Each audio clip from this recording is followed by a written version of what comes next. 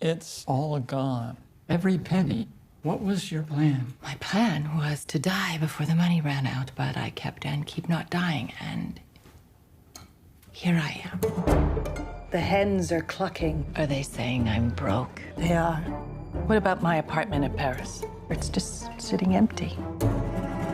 Have you told your mother about our engagement? We're going to Paris. Would you describe yourself as a coward? No. When I came to Paris the first time, merci beaucoup, something sent up an alert. It was the presentiment of what was to come. We're going to lie down. Will you come visit us later? Was she paying you? Paying me? Aren't you her gigolo? Oh, God, no. That's my mother. What is it? An invitation to a party. Come in. Where are the others? It's just us. I thought we might become friends. I've no need of friends in my life at the moment. You're being a dick. I'm sorry.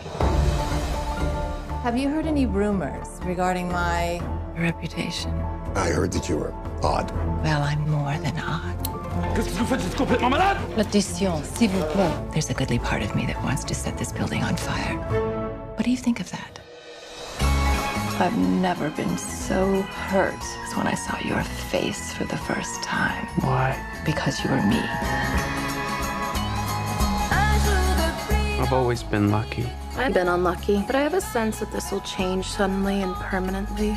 I've only been lucky, and I believe I will always be. It's such a cliche, isn't it? Someone killing themselves after the glamour has passed. Do you know what a cliche is? It's a story so fine that it's grown old in its hopeful retelling. You talk the talk, don't you? Oui, petit cochon. They broke the mold with that one. Cochon means pig. You may go ahead. Adam, we're having a hard time hearing you. Are you using that mic? Yep, I'll turn it up because I was told to turn it down before, but is this better? Yeah, that's good there. Thank you. Thank you. Appreciate that. Hi. Nice to see you. Nice to see you too. I'm just going to make this a little bit easier for me. 1 second. I apologize. Okay, there we go. Yeah, man. How you been during this crazy time? That's an impossible question. I mean, I think just trying to roll with it as best as I possibly can. Sure. Well, in a way, the New York Film Festival, which is where I saw French Exit, I had just moved into like this new environment up here because I decided I was not going to go through any more of the quarantining, the pandemic in the city. So I moved a little north of the city, and it was kind of a comforting thing to be able to, to sort of enjoy the New York Film Festival in my living room. And I really got, a kick out of seeing French Exit under those circumstances. I had, acquired kind of a bigger set to knowing that this was the way I probably was going to watch films for quite a while. Yeah, I mean, for me, it was a great experience to have the New York Film Festival to work towards. We finished the film really close to the premiere, like probably a few days beforehand was everything was ready. And to have New York City, because I kind of got stuck in Los Angeles during the cutting, and they were planning on post-production would be in Ireland, and I just wound up doing everything remotely the way everybody's been working. And so to come back to New York, which felt so painful to be so far away during such a painful period of this world, but especially of this city at that time, meant a lot to come back and try to, bring something that I'm proud of and that I want to contribute culturally to this world. The only other little postscript I'll add is, I largely kind of put aside music for a long time. You and I have that connection to our summer camp from the 80s. And I will only say that some of those folks have kind of pulled together since this in the last year. And it's been another sort of source of social comfort, that community we shared, and to see people and to kind of just reconnect and to meet new people has been really just, it's made this time a lot more palatable, or almost, like where you could see the real positive things coming out of it. Yeah, and I would say for me, working on this film throughout this period has given me that was the world I wanted to go to. I shot this when this pandemic was just not even a possibility in my mind. There's nothing. And it was the end of December, basically right before Christmas. And so to have this moment in time where people are sitting out inside a cafe, just be able to return to that every day, it really taught me the value of not only this particular film, but filmmaking for me.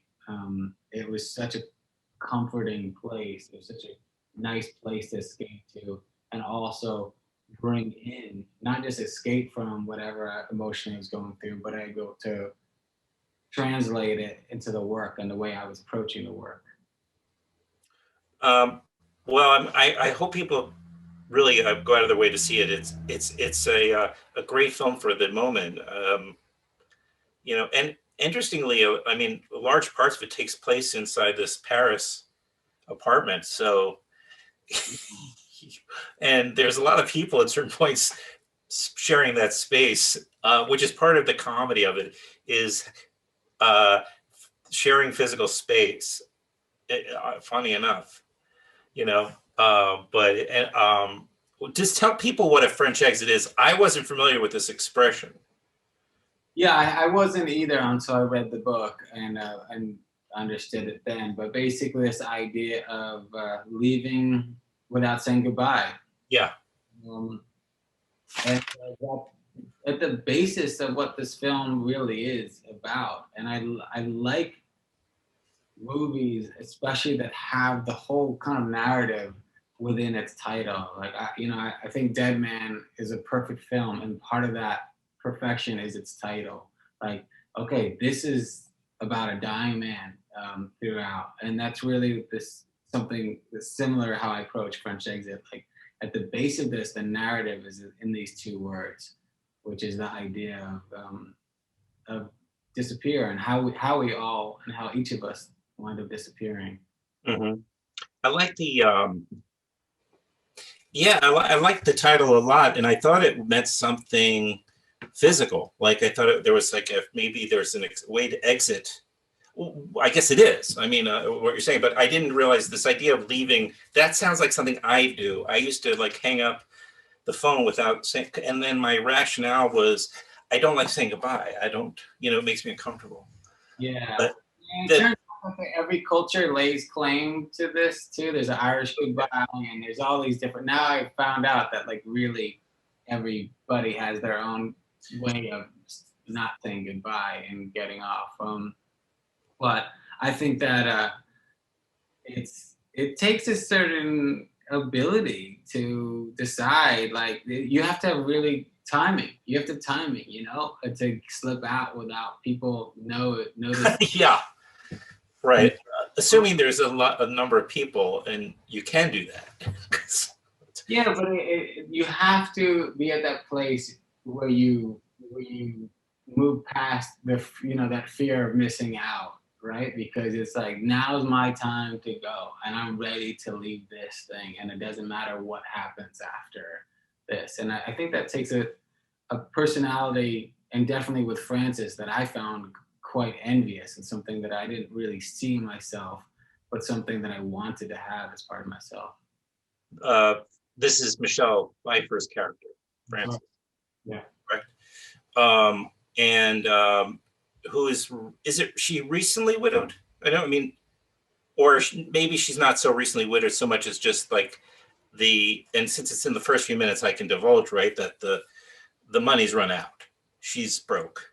Yeah, but the opening of the film is actually of Frances picking up young Malcolm, so about 12 years earlier after her husband had recently deceased. Okay. When we get into the film, we're looking at present day Malcolm with Frances. It's interesting. Is it okay? Again, is it too much to say that the father husband who has disappeared, who has died, who has made his French exit possibly, but they've sort of decided that he is the cat now, that he, right, that he I mean, it's that his soul has moved into the cat, I guess, or yeah. And I think it's something, all of us that has an animal finds our soul in that, finds a soul in that animal when we fall for them and we love them. And in this case, or even if we don't love them, but we find the soul that each animal carries when we get to know them. And in this particular case, I think that Frances and maybe Malcolm's just gone along with it, but with this idea that, her dead husband has potentially been inhabiting this cat that they wind up acquiring right after Franklin Price passed away. And and the premise is that Frances and Malcolm moved to Paris, where Frances will make her own exit. She's decided that she's, especially because her means have come to an end, essentially, I guess is the way you put it. Well, the end of the line is ahead. It's clear, that it's a finite number. And so how she's going to handle that and what that means to her, and really who is she without money, I think is a huge part of this story. And I think especially the idea that class and money are two separate things. I think that's one of the things that really drew me to wanting to tell this story, was seeing the separation, because I think some of the people that have the most class, in particular in this film, have the least amount of money. Mm-hmm.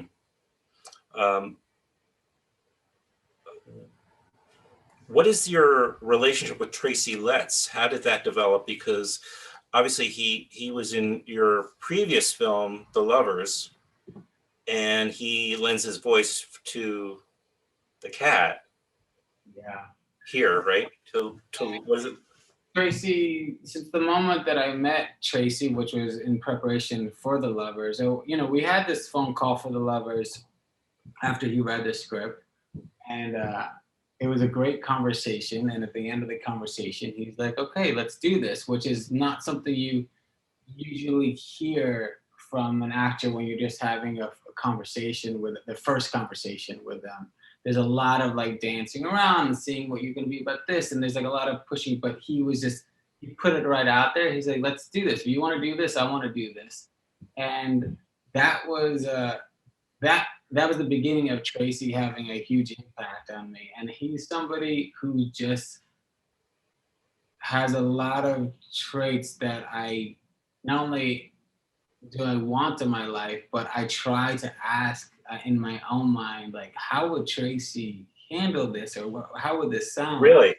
For whatever reason, when I was reading French Exit, and once Michelle came on, I was thinking of just, okay, a husband and wife, how does this, who could be this person? And Tracy's voice just immediately came to me. It's such a particular, it's why he's one of the reasons why he's the incredible actor he is. It's just this such a powerful, unique voice. And so it was an easy jump, and it was an easy call to make to him as I started building out this ensemble and figuring out who this family was, this family of misfits. And I had a note to myself to ask you about collaborating with Let me take a baby step back. Did you write Mama's Man? Yeah, did you write? And then do you typically, now it seems like you either work with existing material or you're collaborating from someone else, right? I mean, you're The Lovers I wrote was just an original screenplay as well. Which one? The Lovers. Lovers. So I go back and forth. I really like, and it's interesting what grabs me. Patrick DeWitt is right. He's a friend, a close friend. So I wound up reading his books at very kind of earlier stages than most, and so like I couldn't. It gives me this opportunity to respond pretty early and go like, "Hey, this is the film I'd like to make." So that happened with Terry, where he sent me something. I responded, "Hey, I want to make this into a film." Ultimately, he decided that wasn't a book and it was a movie. I see. Same thing with Sisters Brothers. I read the book, I loved it, and I was like, "But this is not my story to tell." And I did think, "Oh, but I think this is John C. Reilly's," and was able to send it over to John. And then same thing with Under Major, the next book. Like I loved the book, but I knew it wasn't my story to tell. Something happened with French Exit when I read it. I didn't.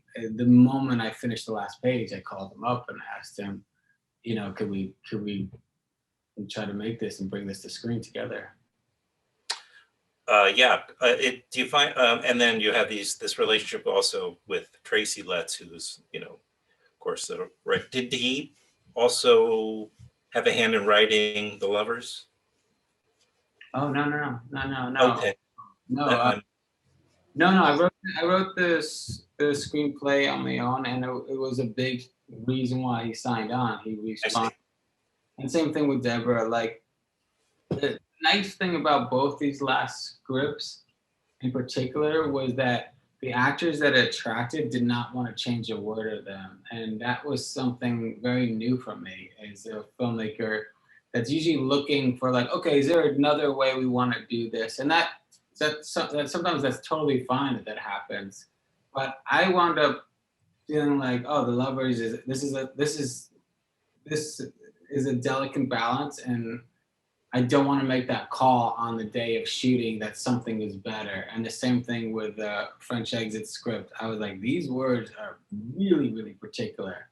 And just going like, oh, well, can we change this "the" to a "of" or whatever it is, or right, sure. I think it would be a major implication all the way across the film. So sticking really verbatim to the script was something not only that I was excited by, but luckily these actors wanted to do. The writing, and especially with Patrick's script, I mean, it really, the actors that I wound up with, it really connected with them. And you have in this film, it's such a great collection of actors, from Isaach to Bankolé to Danielle McDonald, Imogen Poots. Mentions Michelle Pfeiffer. I understand she's in the film. And Lucas Hedges plays Malcolm. McDonald, and I mean, just what an ensemble. Using coin, and really even all those small roles that are going on. I mean, a lot of thought and care went into every role so that these were people that all contributed to this type of world that we're creating and created. And I look at even the smallest, the housekeeper Sylvia in the French house, and I marvel at how they're able to bring life, whether they're on screen or not, to these characters. So, you can see it like you're as a filmmaker, a storyteller, you're seem like you're just kind of getting started because you're just figuring out new ways to collaborate with actors and your creative partners. I mean, when I see my films, they really still feel very, very similar to my first films 20 years ago. It all feels very personal. It all feels handmade. It all feels like completely, at the end of the day, I'm answering to myself. And I've been able to, this film, no matter the scale and the size, which was much bigger than other films I've done, I wound up having Final Cut, and I wound up, which is not just a thing given to you. And I wound up pushing to get really, I mean, it's the film I wanted to make with the people that I wanted to make it with. Well, good for you. Yeah, and that was the same battle 20 years ago when I was, you know, making Good Times Kid for $10,000 or whatever it was with just myself and my wife. And I have not been able to see that film. I have not, I guess. That will. I'm mistaken. Kino just put out a new version out of it, and I think. Oh, really? iTunes with Mama's Men, and also a new, like, really nice new scan of both of those. I think nice. It's on iTunes in the next couple of weeks. Oh, really? So and it's just for streaming, you're saying? Say again? Oh, they just put it out just for streaming only on iTunes, as opposed to, you know, some sort of physical product, I guess. Oh yeah, that's out. The Blu-rays came out like okay. I'll check it out. Now, like the iTunes, the whatever versions of it come out next. Let's remind everybody, though, French Exit, Azazel's new film, is opening in theaters. So there are still some cities that are actually operating with theaters on February 12th, and I guess we'll have bites. I don't know if that means. I guess I'll find out ahead of time if there's going to be people will also be able to watch it, stream it, another, you know. I don't know what you know, I'm just, like I said, like I'll take care of that. You just sit there and look pretty. Yeah. And I wish we had more time. I don't typically operate well with a very, very small amount of time, but I thought I couldn't let this pass.